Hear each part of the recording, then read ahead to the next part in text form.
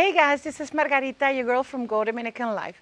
Today I'm showing you something different because we have news for you.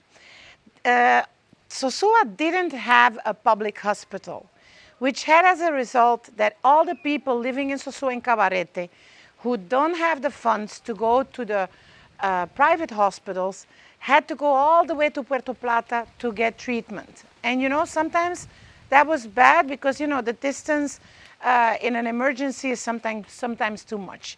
But great news, the government decided to invest in the area of Sosúa, and there is a public hospital being built right now as we speak, and I'm going to show you how it's coming along because it's already far along. So come with me.